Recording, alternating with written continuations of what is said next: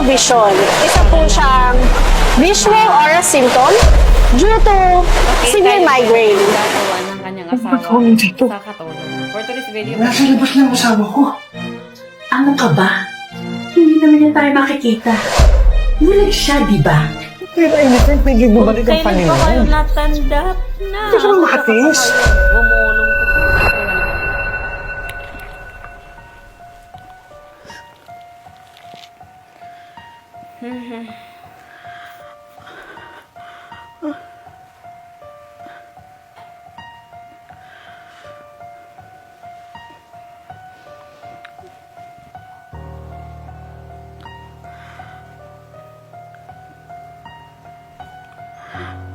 Mata ko!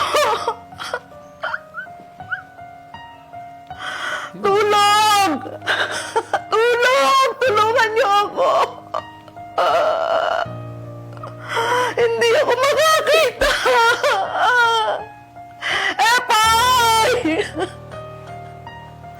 Ganito gawin nyo, ha? Binigyan na kayo ng idea para magkaroon Bakit? Ano nangyari? Ano Tumingin! yun? Ano nangyari?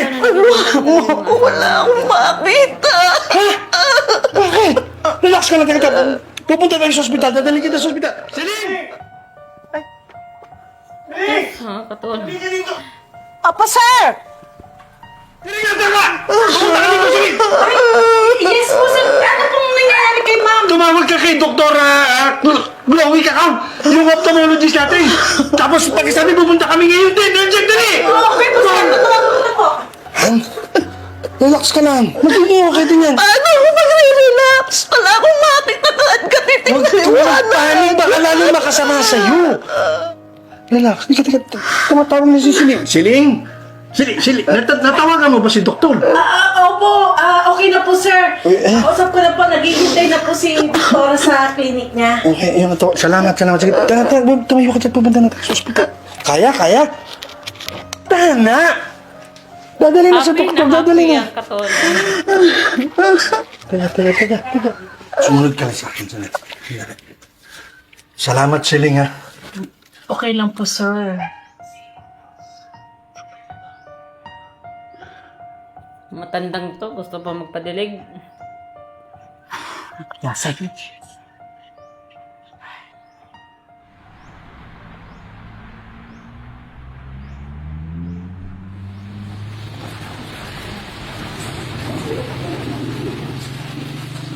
Ang galing talaga ni asawa, ganun dapat. Hello po, good morning po. Kamusta po? Magandang umaga po, Doktora. Ma'am, din sa mga test po na ginawa natin, ang nararanasan niyo po ay tunnel vision. Isa po siyang visual aura symptom due to severe migraine. Based sa iyong medical history, palagi pong sumasakit yung ulo niyo dahil sa migraine. Makakakita pa po ba ako, Doktora? Oo naman, ma'am. Temporary loss of vision lang naman usually ang nangyayari kapag po migraine-related. And for now, ma'am, kailangan mo munang magstay sa darkened room. Bawal po muna ang masyadong maliwanag hanggat hindi pa po okay ang paningin nyo. So, as per medication, painkillers lang po muna ang pwede kong ibigay sa inyo just in case po na sumakit ulit yung ulo nyo. Dok, sigurado po ba kayong babalik ang paningin ng asawa ko? Yes po, sir. Balik lang po kayo sa akin after 3 days kapag wala pa rin pong improvement yung eyesight ni ma'am.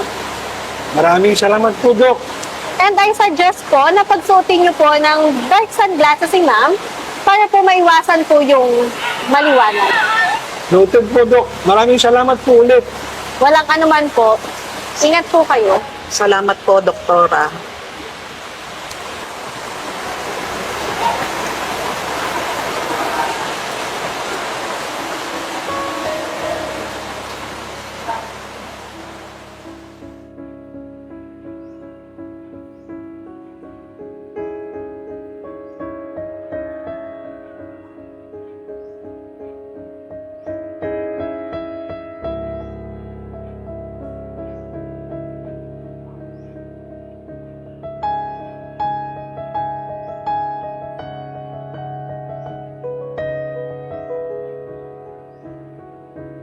Naku, nagano na si Ang asim mo siguro, te. Diyos ko po. Papaganda pa. Naku.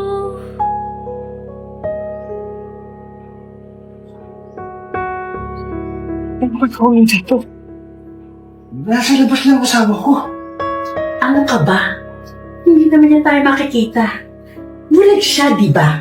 Kaya na anytime, pwede bumalik ang paningin. Hindi ka ba makatiis? At pinapunta naman kita sa kwarto mo gabi-gabi ah. Ayaw mo ba nun? May mastig. Andun siya sa labas. Habang tayo, nag-e-enjoy dito. Sabagay, wala naman akong ibang choice eh. Tingnan na. Bagay-bagay.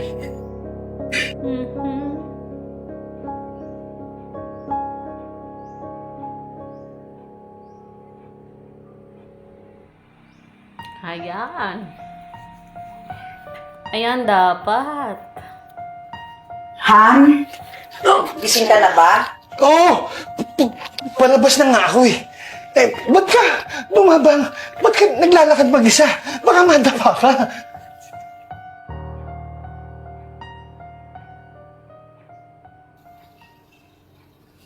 O Celine, saan ka pupunta? Baka mabitin ka. Bitin na bitin si Celine. Celine Dion. Ha? Nakakakita ka na? Bakit di mo sinabi sa akin?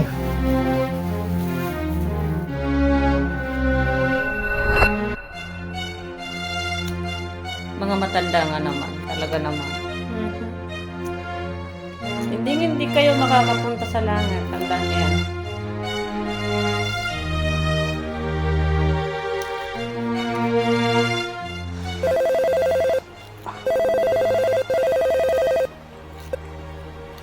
Hello, Doktora. Good morning po. Na-receive niyo po ba yung aking chat? Maraming salamat po. Pasensya na po kayo ha, kung talagang kailangan natin tong gawin. Tatanawin ko po itong napakalaking utang na loob sa inyo. Maraming salamat po, Doktora.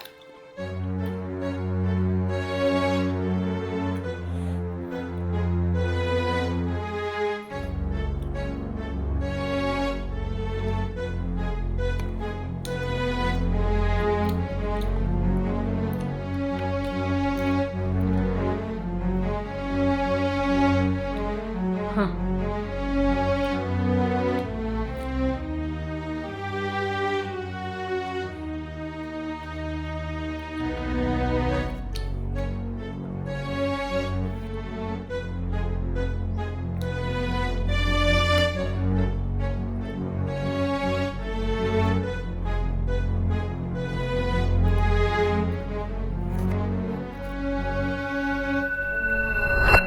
Hindi naman talaga ako bulag.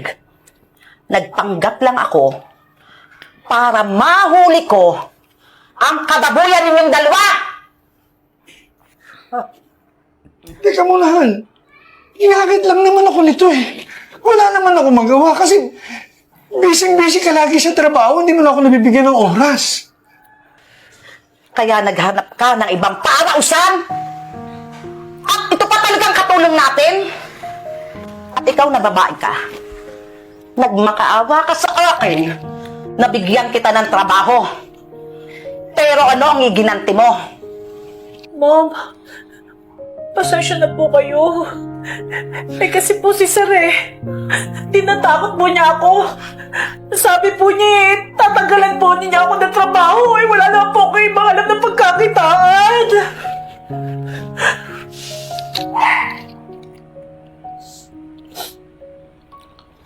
Alam nyo, mabuti pa, lumayas na kayo! Layas! Layas! Bago ko kayo kasuhan ng adultery! Layas! Layas! Layas! Wala akong pakialam kung saan ka tumira. Kung may ka sa kalsada, doon ka napapagay! Layas! Tama kayo tuloy. Mga taksil! Kaya sana, huwag niyong gawin yan sa pamilya niyo. Kasi napakasakit. Lalong-lalo na kung kailan pa kayong natanda. Tsaka pa kayo magloko. Hindi ba siyan yung walang time? Tandaan po natin, ano? Nagtatrabaho tayo para mabuhay ang ating pamilya, para maibigay yung pangangailangan, yung araw-araw, lalo pa dito sa Pilipinas na sobrang mahal ng bilihin. Kaya naman sana wag niyong sabayan ng kung ano-ano mga kabalastugan ng mga ginagawa niyo. No? Tingnan niyo ngayon, ang karma, hindi yan nagtatagal. Di ba? Magiging magiging matino ka bilang asawa sa pamilya.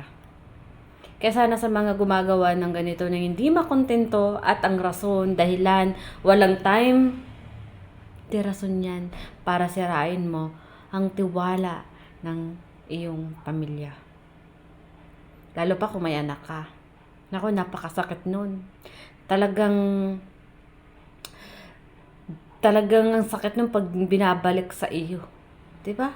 Kaya sana mga palangga, magiging silbing aral itong video na to sa inyo. Sa mga mahilig gumagawa ng hindi dapat. At hindi ba siyan yung walang oras. Magtrabaho ka kaya para alam mo din sa sarili mo na hindi mo din maibigay sa asawa mo yung inihiling mo.